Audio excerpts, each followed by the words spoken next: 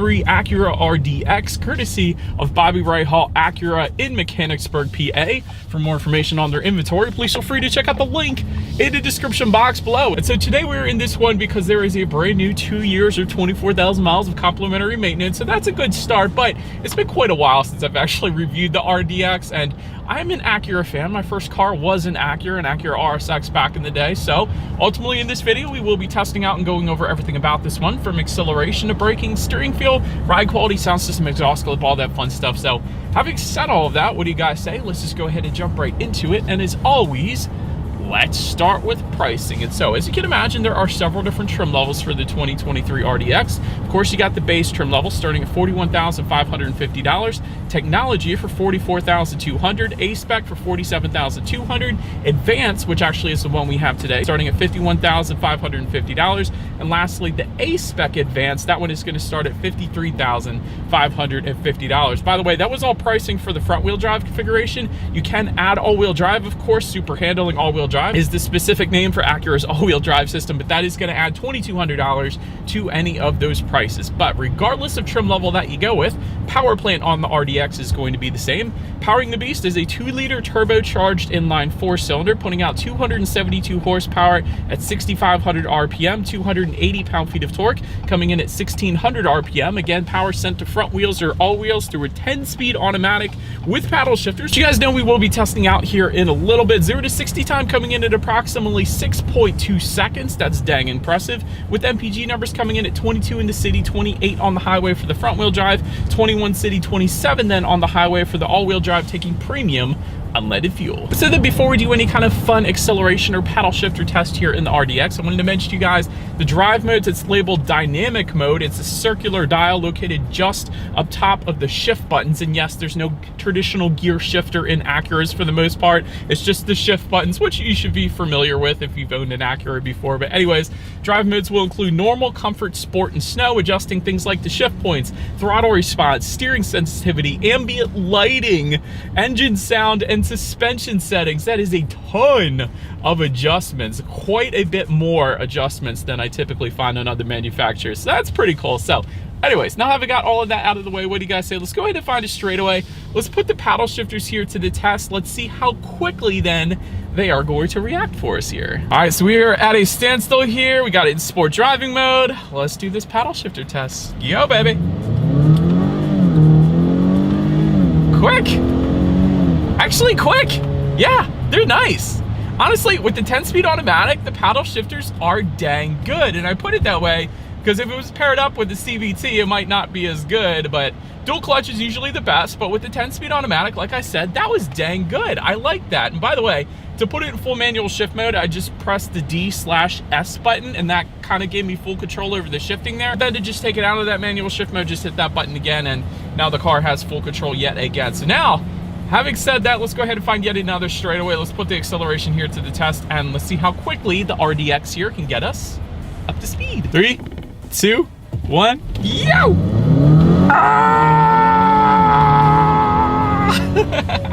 That's actually fun, man. That is dang quick. I'm sorry, I gotta get a new mount because it's like wiggling back and forth when I hit the acceleration. That's why I had to hold it there, but yeah, that was nice. Plenty of an acceleration for merging onto the highway. Dare I say, that was even fun in an SUV. So well done, Acura. I love that acceleration. But anyways, to go along with that acceleration, as always, braking is equally important. So up front, you will find 12.4-inch ventilated front discs. In the back, 12.2-inch solid rear discs. As far as that braking feel goes, let's hit the brakes. It's not bad. I like it. And the way I put it that way because actually back in the day, I know Acura had a kind of a soft braking feel. There was like a dead spot on the RDX, but I feel like they have definitely fixed that because that braking feel was plenty fine for me at least, so no issues there. Then touching on suspension and handling, up front you're going to get a McPherson strut front suspension.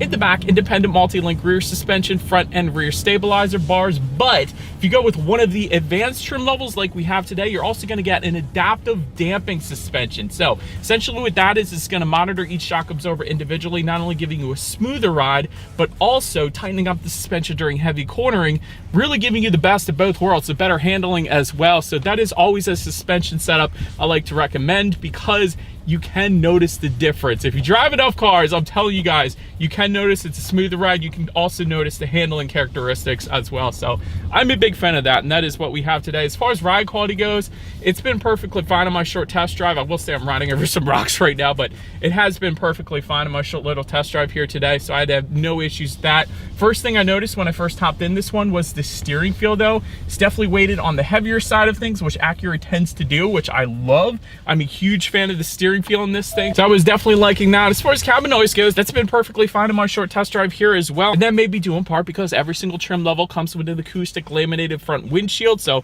that is a big win there. And touching on visibility, as I am looking onto the kind of river or stream in the background there, it looks perfectly fine. So definitely not going to have any issues with rear visibility. And I will say rain sensing windshield wipers come with the Advance and A-Spec Advance, meaning if the RDX detects any kind of mist or rainfall, it's going to automatically turn on those windshield wipers for you. And then in addition to that, there is a 10.5-inch head-up display, again coming with those advanced trim levels. I'm currently looking at that as well. It's projecting my speed limit, and safety features up onto my windshield, so that is going to assist with forward visibility on top of that. So that's nice as well. But that pretty much rounds out the performance segment of this review, guys. Let's now go ahead and take a look at the exterior of our brand new 2023 Acura RDX. All right, so here she is, you guys, the new 2023 Acura RDX, finished in lunar silver metallic. So that is the exact exterior color that we have on this one here today. But as always, let's go ahead and start with where this one is made. VIN number starts with the number 5, indicating that the RDX is built here in the US, specifically Ohio, in case you were curious. But anyways, let's go ahead and start up front. As always, you got that massive Acura logo front and center, probably the largest logo of any other manufacturer out there that I know of. So definitely makes a statement up front in the middle of that grille. But to the sides, dual eye LED headlights do come standard on every single trim level across the board, so tons of illumination there. With LED daytime running lights, you do get the automatic feature as well, meaning when it starts to get dark out at night, those headlights will turn on automatically for you there. But also automatic high beams, so if you have your high beams on at night and it senses a vehicle coming in the opposite direction, it's going to automatically dim them back to low beams. Then when that vehicle is gone, it's going to automatically then bounce it back up to high beams, so that is pretty cool as well. LED fog lights coming with the A-Spec trim level and up. You guys could see them down at the very bottom there, and some chrome accenting just below them as well, actually. But there is also, of course, some front air curtains to the sides, helping direct air around the wheel and tire combination for a little better aerodynamics there as well. But front end definitely looks like an Acura. It's the same design language that pretty much all of their cars have, but very nice looking front end. But let's now go ahead and make our way to the side of this one. All right, so but now since we are around to the side of the RDX, gloss black window surrounds do come standard, but I do like the chrome upper window trim. You guys can see that. So I guess they're not full gloss black window surrounds, but anyways, rear privacy glass also coming standard. Got some A-Spec badging on the front fender, of course, if you go with that A-Spec trim level. Taking a look at the side mirrors, they are body colored power adjustable side mirrors. They are actually heated with LED integrated turn signals. Also, all trim levels are going to get the reverse gear tilt down feature. That doesn't always come standard on all trims, so I like that. And then if you were to go with the advanced trim levels, it's going to add to that LED puddle lights and power folding side mirrors actually as well. So big fan of that. But then take a look down at the wheel setup, 19 by 8-inch alloys for the base and technology trims, and then 20 by 8-inch alloys for the A-Spec trim level and up. But pretty much rounds out the side profile. Let's now go ahead and make our way to the back. All right, so but now since we are around to the back of the RDX, all the way to the top, of course, you got that body colored shark fin antenna. Just below that, rear spoiler with an integrated brake light. Got the rear window wiper as well. You got the super handling all-wheel drive badging found on the rear lift gate there. But I love these C-shaped LED taillights there. They definitely make a statement, and they are super bright, so added illumination at night there. So just below everything, the exhaust outlets are going to differ slightly depending upon the trim level that you go with. So we got these rectangular exhaust outlets finished in the satin chrome on our advanced trim level. But I will say, if you go with the A-Spec, you're going to get some massive circular exhaust outlets. But either way, dual exhaust outlets. So I do believe you guys know what we have to do next. As always, here is that exhaust clip.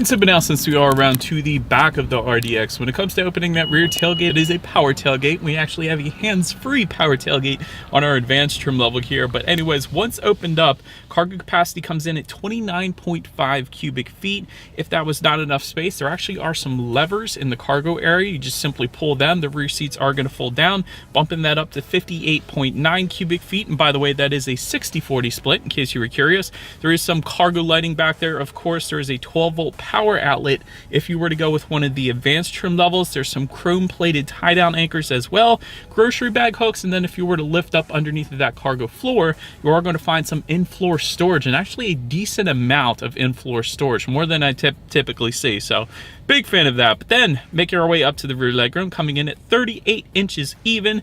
For reference, I'm even 6 feet tall. This is how much space I had back there. There is a rear center armrest with cup holders. There's some rear ventilation back there. One of the cool things, because it is how cold is it today? 16 degrees out right now. That's freaking cold. Heated rear seats coming on the advanced trim level, so get to spoil the rear passengers back there on 16-degree days in Pennsylvania, exactly like today. But anyways, then make our way up to the front seats. 12-way power adjustable front seats with power lumbar support. Heated front seats also coming standard.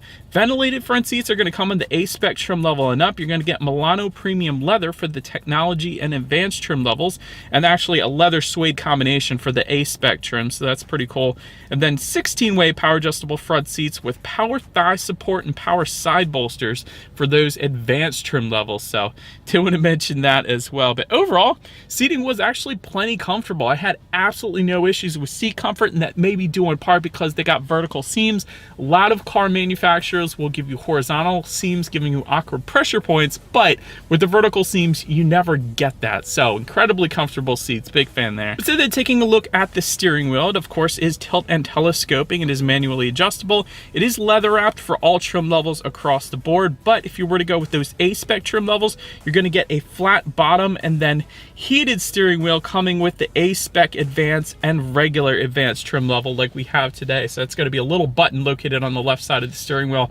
Thank God we got that, because it is so cold and my hands are numb from filming around this car right now. So anyways, then making our way to the startup, let me start by showing you guys the key here. You got your Acura logo on the one side and actually some cool Acura badging on the side of the key as well. I almost didn't even notice that. That's pretty cool. Got lock, unlock, the engine hold button. That's going to be your remote start for warming this thing up on super cold days. That comes with the advanced trim levels only, by the way, but ultimately it is all keyless entry with a push button start for all trim levels. So I'm just going to simply put my foot on the brake and press that silver and red engine start button located just by the driver's right knee. And so once started up, tachometer is all the way on your left, speedometer is on your right. There is a digital display front and center. Of course, you can control what is on that digital display by using the steering wheel mounted controls. There's things like how many miles you have left until you hit empty, a massive digital speedometer if you wanted to go that route. There's your outside temperature, of course, your driving modes. There's going to be the speed limit indicator up there as well. So pretty much everything you could possibly want on the digital portion of the gauges. I'll just put it that way. And then make our way to overall interior quality. A panoramic roof is going to come standard on every single trim level across the board. That's something you usually don't get standard, so I wanted to emphasize that. HomeLink controls, though, also coming standard for all trim levels. That's going to be found just underneath of that frameless rear view mirror for up to 3 different garage doors, so big fan of that. You do get an overhead sunglass holder that comes standard for all trim levels, of course, as well. Wireless phone charger, also standard for all trim levels, and that's kind of in this hidden area just below all the shift buttons and everything, so I like that. That's pretty cool. Dual zone climate control coming standard for all trim levels across the board, but one of my favorite parts, I noticed this when I first got in this thing, ambient LED lighting with 27 themes coming on the technology trim level and up. So right around the shift buttons here in the touchpad controller, we got some bright red ambient lighting right now. So that's pretty cool. I like that. But anyways, brushed aluminum trim is going to come standard unless you go with the advanced trim level, in which case you are going to get open pore wood trim found in the doors above the passenger side glove box and some other areas as well. So since we have one of the fancy trim levels, I definitely was a fan of the interior quality. A lot of contrast stitching, a lot of soft touch material on the doors as well. Even the speaker covers are actually made of aluminum. So like I said, the wireless phone charger being hidden, I like that. There's a 12-volt power outlet under there, some more rubberized storage. Just behind the shift buttons, you have your dual cup holders, a little more rubberized storage, and within the center armrest, Not a ton of space, but it should be enough. But I like the open pore wood trim. That was pretty darn cool. But now let's go ahead and make our way to the infotainment screen. 10.2-inch infotainment screen is going to come standard. It's not touchscreen. Honestly, it would be a reach if it was. There's simply a touchpad controller and buttons located just kind of behind the shift buttons here, and that's how you're going to control everything. So Bluetooth and audio streaming does come standard, but here's my favorite part, you guys. Wireless Android Auto and Apple CarPlay. So it's wireless for both, even my Android phone. So a lot of manufacturers right now are doing wireless Apple CarPlay, but they don't always do the wireless part on the Android Auto, but Acura does. So hallelujah, big fan of that. Factory navigation system though, coming on the technology trim level and up. You can check out your climate control settings up there if you wanted to, as well as your radio information. And so when it comes to the sound systems, you will find 9 speakers on the bass trim level, but for the technology trim level and up, you're going to get a 16 speaker ELS studio sound system with 710 watts.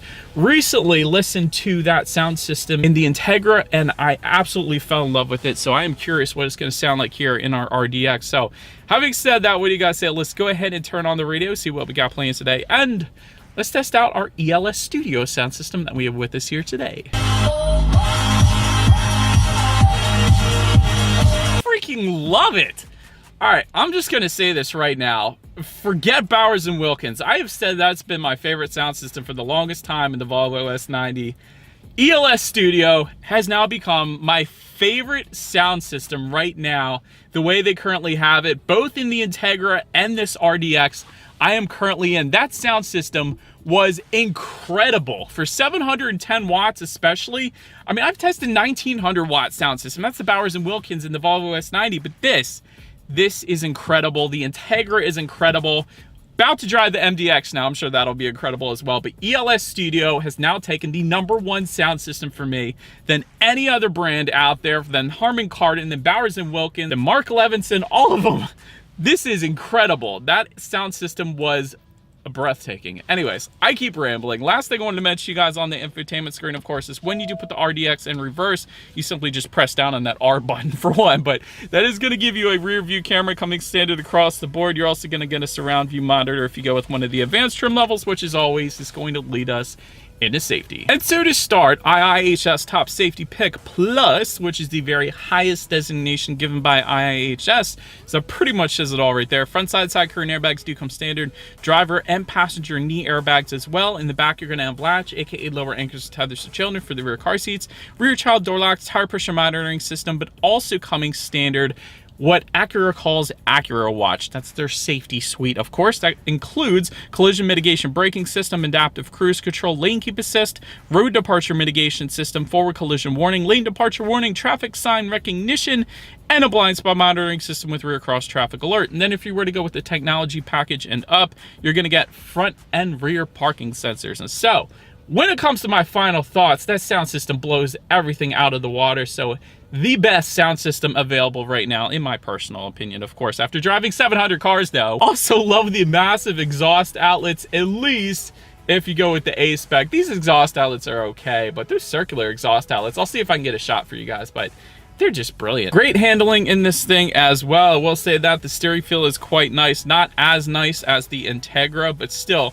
plenty nice for an SUV. As far as room for improvement goes, I got 2 things. One, the gauge cluster. It used to have these old RSX throwback style gauges. I don't see that. Maybe it's just the advanced trim level that we have. Maybe the A-Spec has it. I don't know, but not a huge fan of the gauges. They could either make it a full digital gauge cluster, which would be nice, or go with the RSX throwback gauges. That would be nice as well. And the infotainment screen is not the easiest to use. Maybe I would get used to it, but this tiny little touchpad controller, I think it at least needs like a tune button. I see it has the volume button, which is nice, but actually change the station. I depressed this thing in so many times to actually get there. So I don't know. Those are my constructive criticisms, and that is about it for this one, you guys. Thank you so much for watching.